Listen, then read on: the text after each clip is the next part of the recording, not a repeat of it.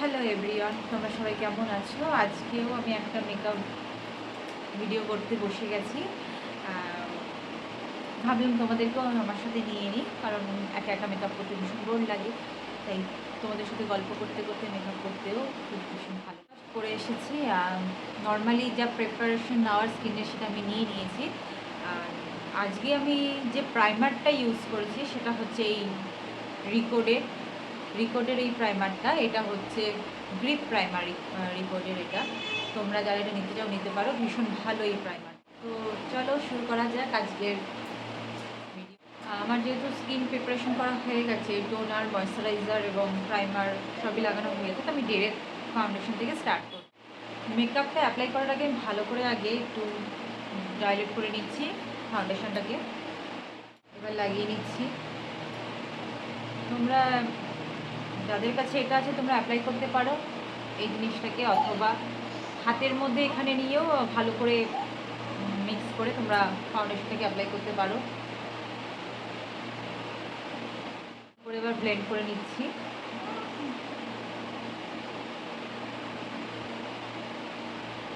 একটু তাড়াতাড়ি করার চেষ্টা করবে ব্লেন্ডিংটা করার, কারণ ফাউন্ডেশনটা যদি একবার বসে যায় স্কিনের মধ্যে, শুকিয়ে গেলে সেই জায়গাটা ব্লেন্ড করা একটু মুশকিল হয়ে যায়।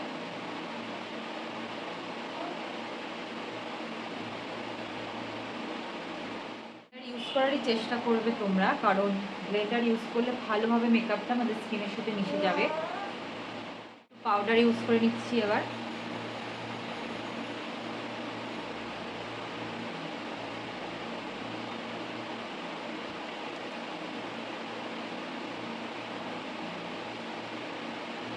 পাউডার অ্যাপ্লাই করা হয়ে গেছে, এবার আমি একটু আমার আইব্রোটা করে নিই। আমার চুলের অবস্থা তোমরা দেখতেই পাচ্ছ, পুরো ঝাড়ু একদম, মানে কি বলবো। আর ফুলি ইউজ করলে আমাদের আইব্রোতে এক্সট্রা যত পাউডার আর ফাউন্ডেশন লেগে থাকে সেগুলো রিমুভ হয়ে যায়, তাতে আইব্রোটা করতে বা আইব্রোর কালিটা লাগাতে সুবিধা। এবার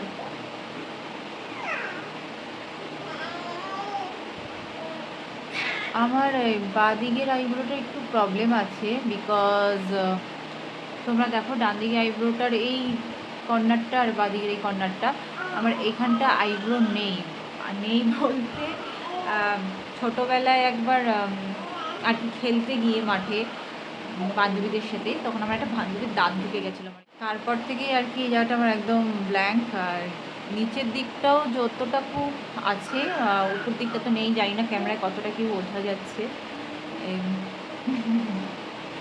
আজও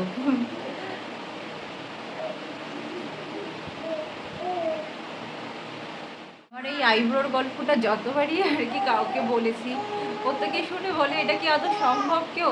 আর কারণ এই শুনলে প্রত্যেকে খুবই আমার নিজেরও হাসি পায় এখন ভাবলে কথাটা, যে দাঁতটা সোজা ঢুকে গেছিলো এখানে এসে, ওর এই সামনের দাঁত দুটো, একটা ওর পড়ে গিয়েছিল একটা দাঁত, আর একটা দাঁত মাঝখান থেকে ভেঙে গিয়েছিল।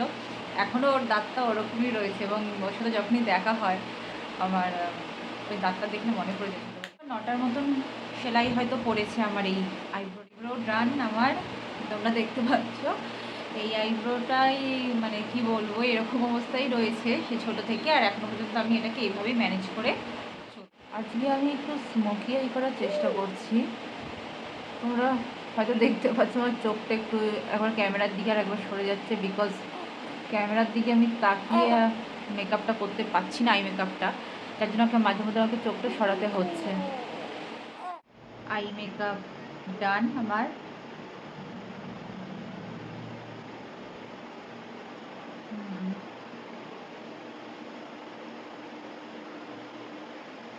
এবারে একটু মাস্কারা লাগাবো। মাস্কারা কোনো সময় ডাইরেক্ট বার করে একদম অ্যাপ্লাই করবে না, একটু এইভাবে ওর গায়ে যে এক্সট্রা কালিটা থাকে সেটা রিমুভ করে নেবে, দেন অ্যাপ্লাই করবে। মাস্কারাটা অ্যাপ্লাই করে নিচ্ছি।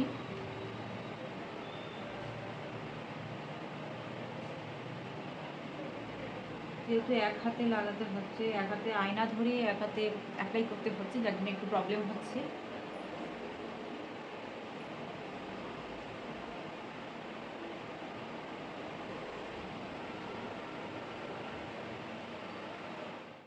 মাস্কারা পরতে আমার খুব ভালো লাগে। অনেক সময় কি হয়, কাজল অ্যাপ্লাই করার টাইম থাকে না বেরোনোর সময়, তখন আমি মাস্কারাটা অ্যাপ্লাই করে বেরিয়ে যাই। তোমরা ট্রাই করে দেখো, জিনিসটা বেশ ভালো লাগে। কাজল ছাড়াও মাস্কারা অ্যাপ্লাই করলে চোখ বেশ ভালো লাগে দেখতে। হালকা করে একটু ব্লাশ অ্যাপ্লাই করে নিয়েছি।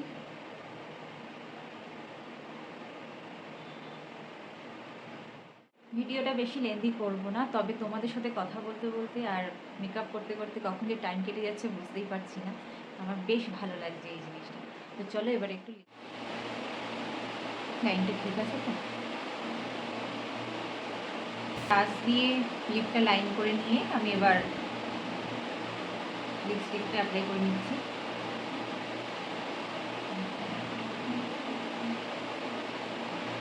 আমার মেকআপ ডান, তো চলো এবার আবার ওই লুকটা দেখি।